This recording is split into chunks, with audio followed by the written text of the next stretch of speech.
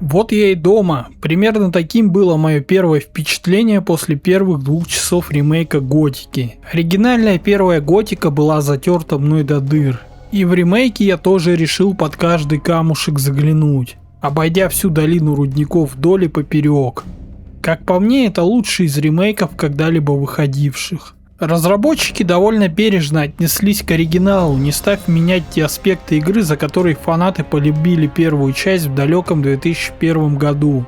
То есть сложная боевка, которая на первых порах не прощает ошибок, и мир максимально неприветливый к игроку.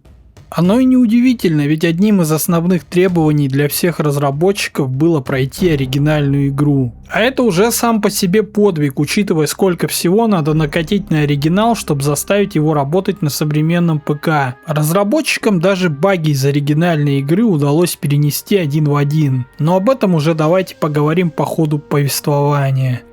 Ах да, здравствуйте. Начало тут примерно такое же, как в оригинале, только король Рабар II уж слишком рефлексирует на тему того, что война с орками идет не по плану, тогда как в Готике 2001 года он просто угрюмо сидел. В общем, война с орками не задалась, и чтобы вести ее, королю нужна магическая руда, из которой делают оружие, способное пробить орочью шкуру. И как назло, подобную руду добывает только в долине рудников на острове Харинис. Чтобы увеличить темпы добычи руды, король ссылает в эту колонию всех, кто повинен даже в самом мельчайшем преступлении. А чтобы никто не сбежал, король решил огородить долину рудников огромным барьером. Но в итоге что-то пошло не так, и этот барьер закрыл зэков и магов, и теперь из него можно выйти только вперед ногами. Естественно, внутри барьера заключенные быстренько взяли власть в свои руки и договорились с королем о том, что они будут поставлять ему руду в обмен на предметы роскоши и женщин. Как раз во время одного из подобных обменов к барьеру привели нашего героя, у которого нет имени. Перед отправкой судья неспешно начинает зачитывать приговор, как вдруг появляется колдун и просит безымянного героя доставить письмо верховному магу Круга Огня. Согласившись взять письмо, безымянный просит, чтобы судье заткнули хлебало. Эх, мы так и не узнаем, за какое такое преступление безымянного отправили за барьер. И вместо того, чтобы посадить героя на платформу вместе с грузом, его просто вышвыривают в колонию. К счастью, глубины озера оказывается достаточно, чтобы наш герой не расшибся в лепешку. Ну и местный контингент подошел поприветствовать нашего героя. Добро пожаловать в колонию. Хватит! К счастью, вовремя вмешался Диего, не дав забить героя до смерти.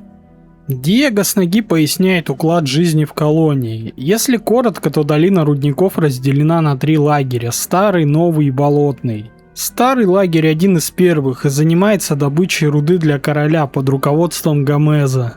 Новый лагерь имеет свою шахту, но в обмене рудой не участвует. Они копят руду для того, чтобы реализовать шизоплан магов воды по снятию барьера, о котором чуть позже.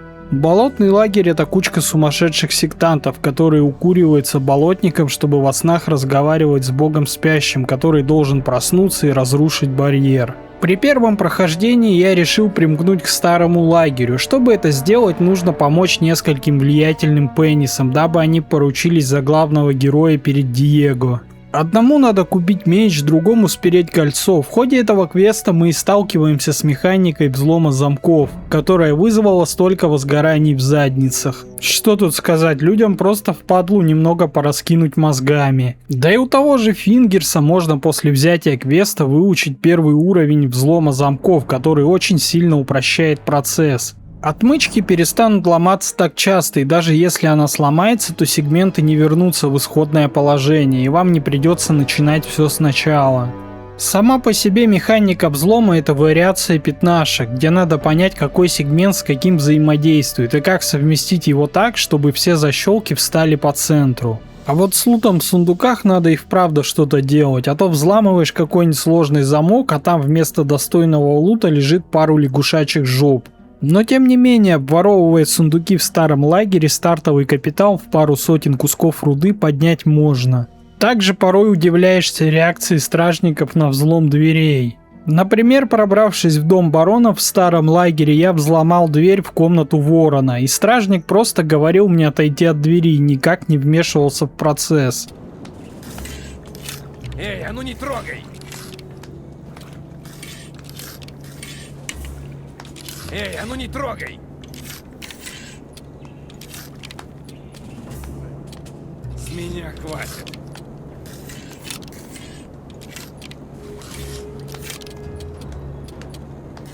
Даже после того, как взлом был завершен. Но если вы при стражнике взломаете сундук, то он непременно заглянет в него, и если не найдет там вещей, то непременно выпишет вам пиздюлей. Двигаем далее. По квесту Торуса, стражника у ворот, надо выпроводить из лагеря одного типа по имени Мордрак. Мордрак является посланцем магов воды из нового лагеря и по совместительству вором, который крадет у баронов, и Торусу это не нравится, но сделать сам он ничего не может, потому как Мордрак под защитой магов. И этот квест показывает нам вариативность первой готики. Можно попробовать убить Мордрага, но это дело гиблое, известно еще по оригиналу. Так что просим его сводить нас в новый лагерь на экскурсию. По дороге, как и в оригинале, с помощью этого типочка можно фармить опыт. Изначально я начинал играть на максимальном уровне сложности, и на ней Мордрага постоянно заклевывали падальщики прямо на выходе из старого лагеря. Меня это дико бесило, потому что я не успевал пофармиться за его счет. К тому же Мордраг один из влиятельных пенисов нового лагеря. Если он откиснет, то путь в новый лагерь для вас заказан, потому как без рекомендаций Мордрага вас не пустят к Ларсу, лидеру воров. Получив колечко от Мордрага, идем к Ларсу. Он дает довольно забавный квест, в ходе которого надо выманить у одного из болотных братьев партию травы и распродать ее обитателям нового лагеря. У меня есть немного травки. Возьмешь? Давай. Вот, 10 кусков. Разумеется, выручку с продажи болотника надо будет занести к Ларсу, но идет он лесом, к его шайке я присоединяться не собираюсь.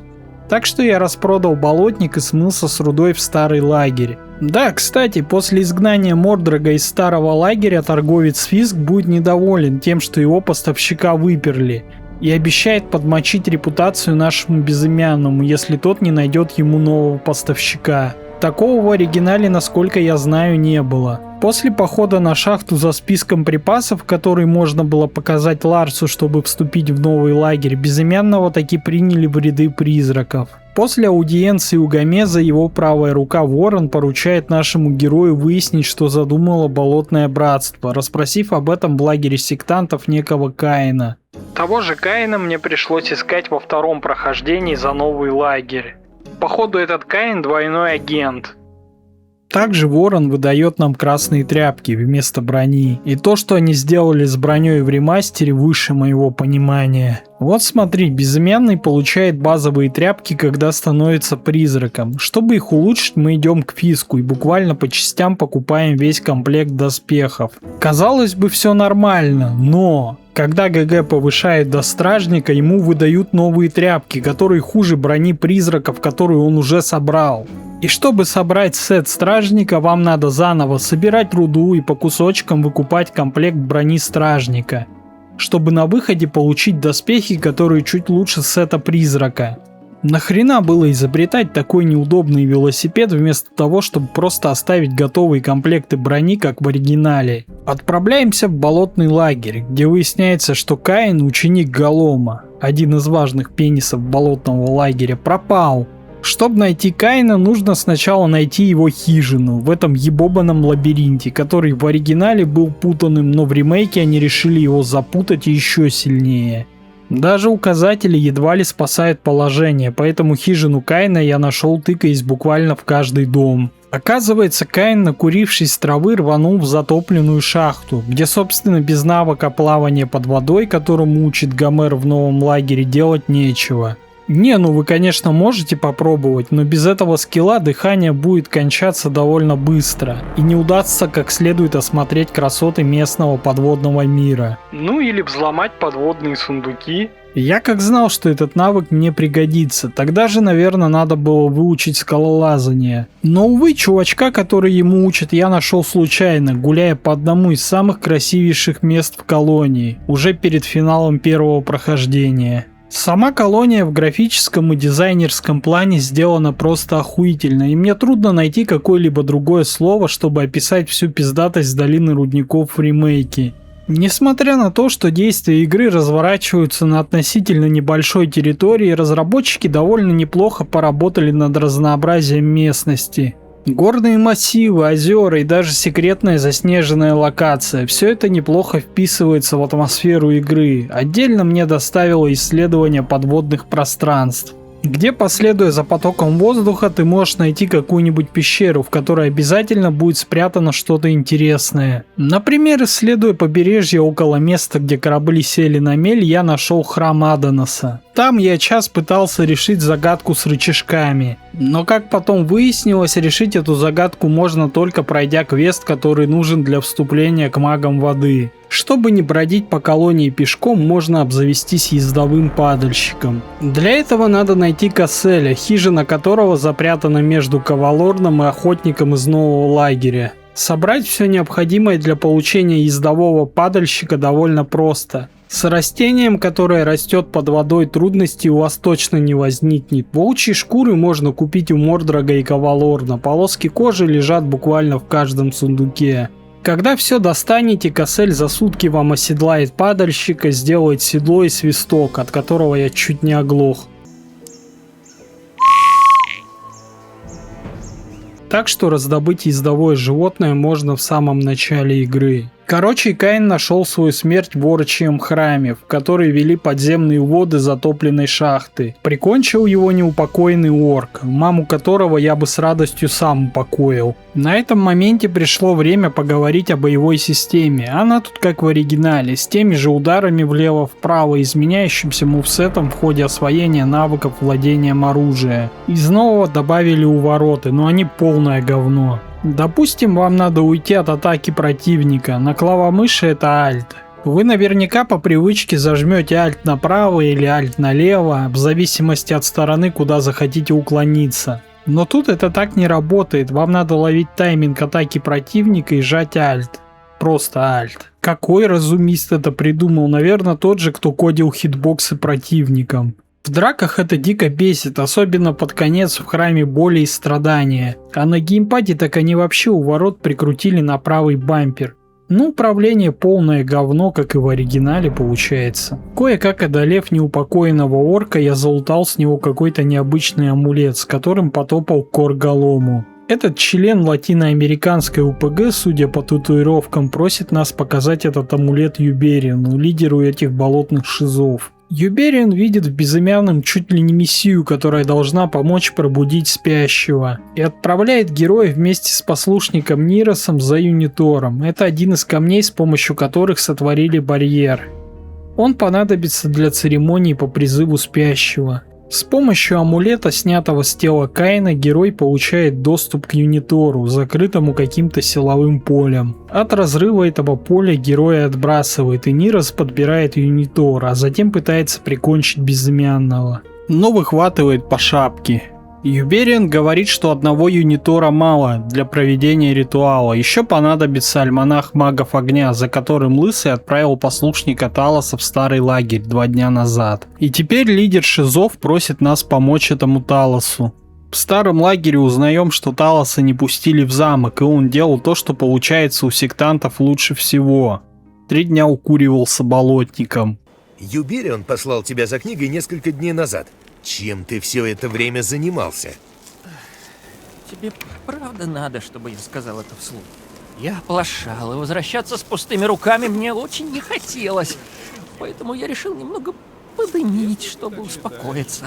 Ну, я покурил немного, потом еще. И еще. В итоге безымянному приходится все делать самостоятельно, так как альманах у магов огня я вспомнил про письмо, которое надо было доставить им довольно давно. За письмо можно получить разные приблуды, и в отличие от оригинала ремастер не раскрывает, кому адресовалось это письмо. Мильтон, характер коего стал мягче, чем в оригинале, говорит, что альманах у него украли гоблины. Ну и Талос как раз знает, где их пещера. В саму пещеру он, разумеется, с нашим героем не пойдет. О том, как я штурмовал пещеру этих гоблинов, выманивая их по одному на свет божий, надо снимать отдельный видеоролик. Поодиночке это мелкое дерьмо слабое, а вот когда они соберутся толпой, да еще и в узкой пещере, то способны доставить немало хлопот.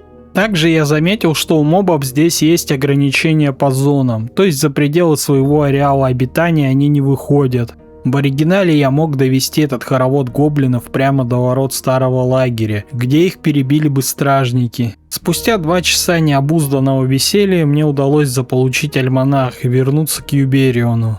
Он говорит, что альманах это, конечно, заебись, но надо еще и Голому помочь с изготовлением эликсиров для церемонии. Голому нужны слюнные железы ползунов, именно из них он готовит свою бодягу. Отправляемся в старую шахту, где встретимся с Лестером. Он хочет, чтобы мы помогли ему убрать завал, который ведет в логово ползунов. Для начала надо поговорить с Яном, начальником шахты, дабы тот разрешил расчистить завал. Но он отказывается даже после того, как безымянный помог ему починить дробилку руды. Я принес тебе шестеренку. Чтоб меня. Да, это то, что... А что насчет заваленного туннеля? А, ты об этом. Нет. Но Лестер говорит, что на этот случай у него есть запасной план, и это не самокрутка с болотником. Он отводит безымянного к водопаду, где собралась вся легендарная компания – Диего, Горн и Мильтон. На вопрос, что они тут делают, Диего отвечает, что им уже порядком надоело сидеть под куполом. И они готовы вписаться в любой план побега, даже в самый конченый. Мильтон дает безымянному рудную бомбу, а Диего уговаривает Яна разрешить расчистить туннель в логово ползунов. Ах да, тут надо было еще стражей собрать, чтобы они помогли с ползунами, которые полезут наружу, сразу после того, как безымянный взорвет завал рудной бомбой. Внутри этого тоннеля сидит матка ползунов, бой с ней то еще удовольствие из-за хитбоксов и дурацкой системы уклонений. Потеряв половину здоровья, матка скидывает кокон и уползает в соседний туннель, где я ее и прикончил. Весь этот босс-файт был воссоздан из диздоков оригинальной готики. Именно так планировался изначально бой с маткой ползунов. Но видимо все уперлось в техническую реализацию, и в оригинале мы просто лупим огромную колобаху. Забрав ее железо и яйца, возвращаемся к Голому. Теперь у братства Шизов есть все необходимое для того, чтобы провести церемонию по призыву спящего. По итогу этого мероприятия спящий указал на какие-то орчьи катакомбы и показал свою не очень-то дружелюбную физиономию. Юберион в ходе ритуала по классике отъезжает, а командир храмовников Корангар отправляет безымянного вслед за внезапно ушедшим после церемонии идолом Люкором. Я видел его! Я видел его! Этот сумасшедший пошел в старый орочий склеп. Сами орки тут уже не доставляют хлопот, разваливаются как рядовые очередняры.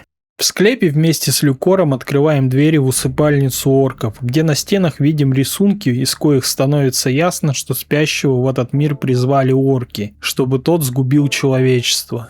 Вообще вся эта мутка со спящим очень в духе лавкрафтовских историй, про шизиков, которые молились непонятному божеству, в итоге оказавшемуся демоном. Люкор отказывается признать тот факт, что столько лет верил в какую-то хуйню и нападает. Напал он, конечно, как крестьяне с вилами на паровоз. После безымянный рассказывает обо всем Ангару. Тот, конечно, в шоке, что значительную часть жизни молился демону. Ну а Голом считает, что орки просто держат спящего в плену. Теперь возвращаемся в старый лагерь. По дороге натыкаемся на храмовника, который говорит, что во время ритуала старую шахту затопило. Тут, припомнив оригинал, я подумал, что сейчас меня в старый лагерь уже не пустят. Но нет, как оказалось, меня там даже повысили до стражника. Получив форму, можно взять у Тороса квест на поиск разбойников, которые отделились от нового лагеря и основали свой где-то в горах. Очень советую сделать этот квест, потому как в ходе него безымянный спасет чувачка, который будет снабжать бесплатными отмычками до конца игры. И да, квест с разбойниками был вырезан из оригинальной игры и впоследствии восстановлен фанатами. Но у меня этот квест почему-то забаговался, даже после разговора с Квентином, где он заверяет ГГ, что ничем не угрожает старому лагерю. Торус квест не закрывает, строчка диалога просто отсутствует. Хотя у моего знакомого, с которым я параллельно проходил игру, она была. И, к сожалению, это не последний квест, который у меня забаговался. После посвящения в стражники надо найти Диего. Старый говорит, что маг воды Сатурос хочет поговорить с нашим героем. Поскольку план Болотного Братства провалился, пришло время положиться на план магов воды. Так что двигаем к ним. Старина Сатурос просит безымянного найти юниторы, которые понадобятся, чтобы взорвать барьер с помощью накопленной ими руды. Сами они не смогли собрать эти юниторы только потому, что у них не было талисмана, который мог бы разрушить защитное поле вокруг этих камней. Теперь отправляемся на место встречи с Диего возле разрушенного маяка. Он дает безымянному карту с расположением юниторов. И первый камень находится тут совсем неподалеку. Залутать эти камни в общем-то просто, учитывая, что у каждого камня будет ждать один из компашки безымянного. Все как в оригинале, разве что Мильтона и Диего поменяли местами. Собрав все юниторы, возвращаемся к Сатуросу, который говорит: молодец, теперь иди уговори магов огня посодействовать в подрыве горы руды. Вернувшись в старый лагерь, мы видим, что в ремейке нам таки покажут, как Гомес перебил магов круга огня. Но перед этим безымянному таки удается поговорить с Каристо, который вроде как соглашается помочь кругу воды. Но ему надо сначала перетереть с Гомезом, который требует от магов огня помощи в нападении на свободную шахту. Разумеется, этот разговор заканчивается трагедией, так как просьба Гомеза противоречит обетам магов огня. А наш герой вместе с Мильтоном покидает старый лагерь через черный ход. Теперь остается доложить обо всем Сатуросу, который, мягко говоря, в ахуе от случившегося. Плюсом ко всему он говорит, что шахту нового лагеря захватили стражники из старого лагеря. И теперь он просит безымянного найти Ксардоса, одного из магов, сотворивших барьер, но затем отколовшегося от остальных, чтобы заняться своими нечистыми экспериментами. Башня старины Ксардоса стоит посреди земель орков. Эта часть игры стала для меня довольно душным испытанием, потому как ГГ выперли из старого лагеря, и так получилось, что автоматически игра выгнала меня из всех остальных лагерей. В новом лагере со мной перестали торговать, про болотных дегенератов я вообще молчу. И судя по обсуждению багов в Стиме, я не один столкнулся с такой проблемой. Я поговорил со всеми, с кем можно в старом лагере, мне 10 раз объявили о том, что безымянный теперь изгнан, вроде как это нужно для того, чтобы скрипт сработал, но он, сука, все равно не сработал. Даже после того, как я поговорил с Ксардосом и отбил свободную шахту, меня все равно не брали в новый лагерь и отказывались со мной торговать. Но при этом квесты мне в новом лагере выдавали охотно. Этот баг я ловил еще в оригинале, и решается он геноцидом старого лагеря. К сожалению, этот дедовский способ я попробовал только перед первым штурмом Храма Спящего. Я таки добрался до Ксардоса после 10 часов интереснейшего времяпрепровождения. Старый говорит, что план магов воды полное говно. И у старины Ксардоса есть план получше. Заключается он в том, чтобы пойти в город орков, где находится храм, в котором обитает спящий, и усыпить спящего навсегда. Для этого надо найти шамана орков Уршака. Уршак наводит безымянного на Тарака, который поможет сделать Улу-Мулу, знамя, нужное для того, чтобы попасть в город орков. Да, ворота в город орков закрыты, так что устроить старое доброе ультранасилие, как в оригинале, не получится. Зачистив свободную шахту, я нашел Тарака, который, как и в оригинале, рассказал, что нужно для Улу-Мулу. Собрав все необходимое, даже зуб матки болотника, возвращаемся к Тараку. Орк говорит, чтобы заполучить Улу-Мулу, придется его убить. От этого факта я немного прихуел. Убивать Тарака мне совершенно не хотелось, потому что я проникся симпатией к этому орку. Но, к сожалению, другого выбора нет. Тарак решил умереть как воин, чтобы не быть рабом. В каком-то смысле от мудохов Тарака я оказал ему честь. Притащив к воротам города орков Улу-Мулу, нас пускают внутрь. Внутри придется сразиться с еще одним чертом, чтобы доказать, что Улум-Улу безымянный не украл. Но в храм под городом нас все равно не пустят, пока мы не выполним квест Арчихи-Шаманихи, в ходе которого надо отдать последние почести тому черту, которого безымянный завалил у ворот. Тут еще будет типок, который чисто по приколу научит обращаться с орочьим оружием. Ах да, чуть не забыл, тут Ксардос и Уршак научили безымянного говорить по-орочи, так что теперь можно понимать, что там орки бормочут на своей мове. И это делает город орков менее проходной локацией, чем в оригинале. После погребения павшего воина Арчиха пропустит безымянного в храм спящего. Признаюсь, я думал, что превзойти эту локацию из оригинальной игры трудно в плане сложности и духоты, но я никогда так не ошибался.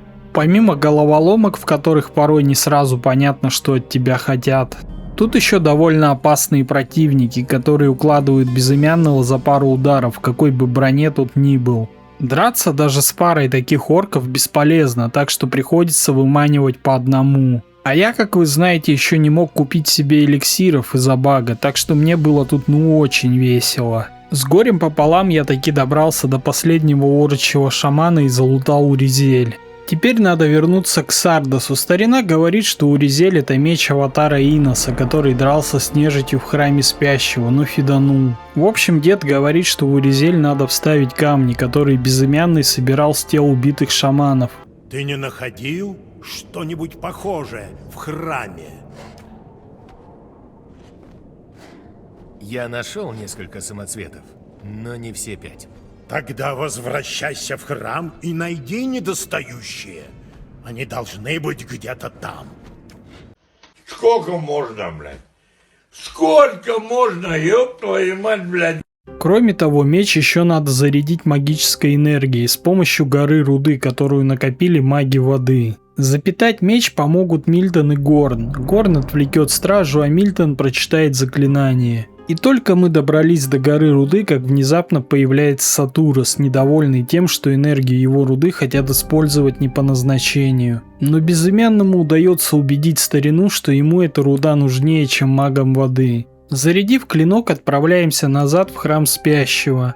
В городе орков поговорим с Уршаком. Он рассказывает, что в город вломилась толпа обезумевших людишек, и они направлялись прямиком в храм спящего. Этой толпой оказались Голом и его ученики, которые окончательно попали под влияние спящего и отправились его будить. Помимо учеников Голома в храме будет новая партия неупокоенных орков и ползуны с подсветкой мышек от Райзен.